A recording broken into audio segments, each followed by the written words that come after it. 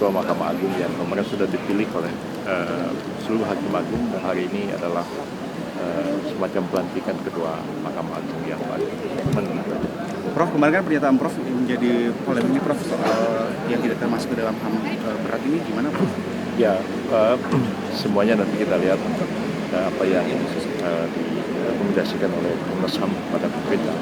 Karena kemarin itu tidak begitu jelas apa yang ditanyakan kepada saya, apakah terkait dengan masalah genocide atau ethnic cleansing. Kalau memang dua poin itu yang ditanyakan memang tidak terjadi pada 1998. Saya cukup paham terhadap Undang-Undang Pengadilan HAM karena memang saya sendiri yang pada waktu itu mengajukan RUU Pengadilan HAM itu ke DPR, dan tentu saya paham hal-hal yang dikategorikan sebagai pelanggaran HAM berat yang diatur di dalam Undang-Undang Pengadilan HAM kita sendiri.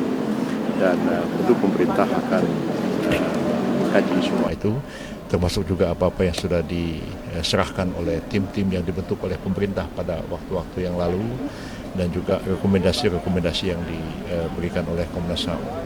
Dan saya akan komunikasikan hal ini, juga koordinasikan dengan Pak Natalius Pigai ya, untuk menelaah dan mempelajari berbagai rekomendasi tentang pelanggaran HAM berat yang terjadi di masa yang lalu, dan bagaimana sikap pemerintah kita ke depan. Itu sesuatu yang perlu kita bahas dan kita koordinasikan bersama-sama.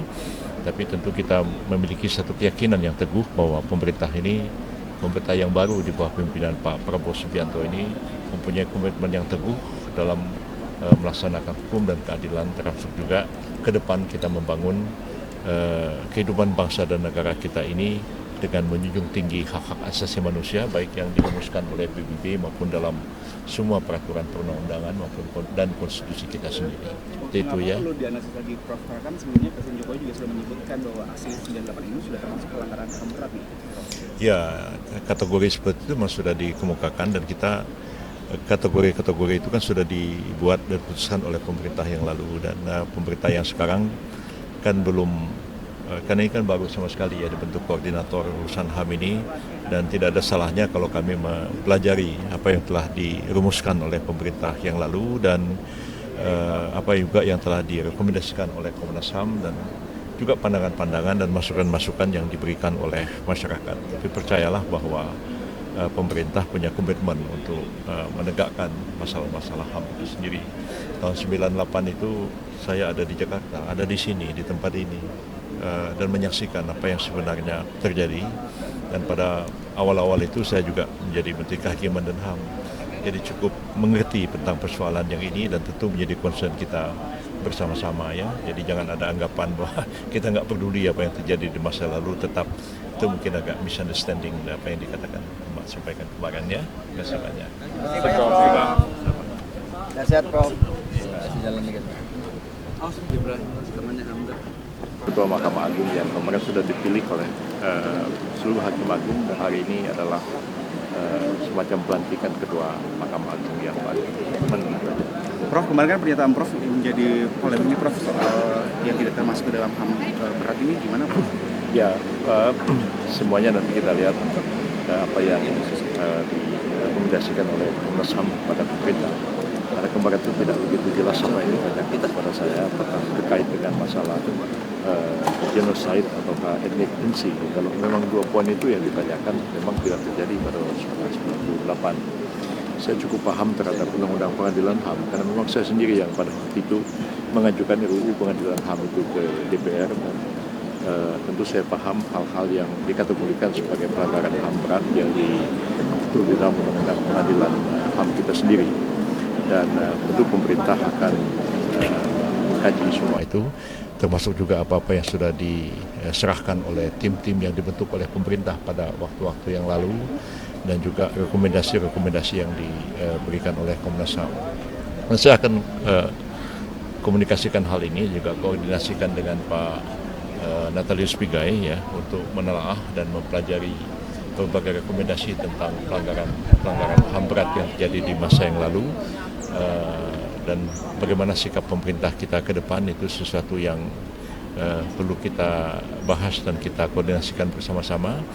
Tapi tentu kita memiliki satu keyakinan yang teguh bahwa pemerintah yang baru di bawah pimpinan Pak Prabowo Subianto ini mempunyai komitmen yang teguh dalam melaksanakan hukum dan keadilan, termasuk juga ke depan kita membangun kehidupan bangsa dan negara kita ini dengan menjunjung tinggi hak-hak asasi manusia, baik yang dirumuskan oleh PBB maupun dalam semua peraturan perundang-undangan maupun dan konstitusi kita sendiri.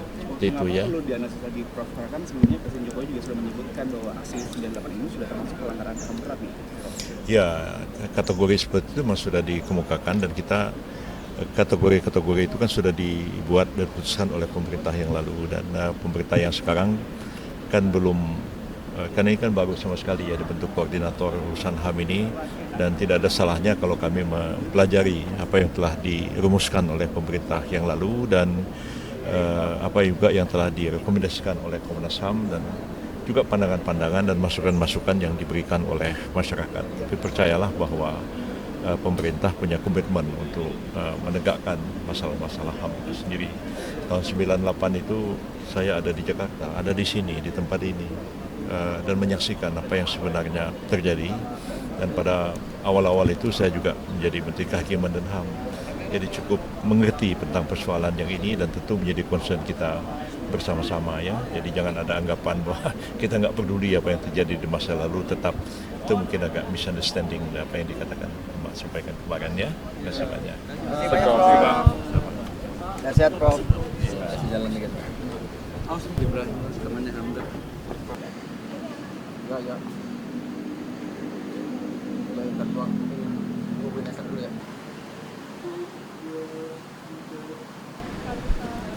Berarti kayak Bapak jadi penasehat presiden ya Pak?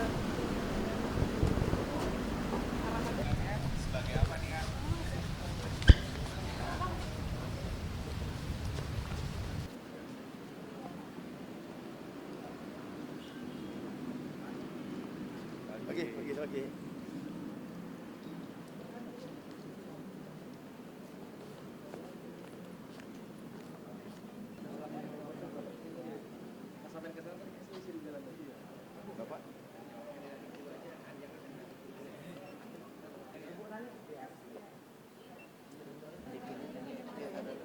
Bentar, Bu. Oke.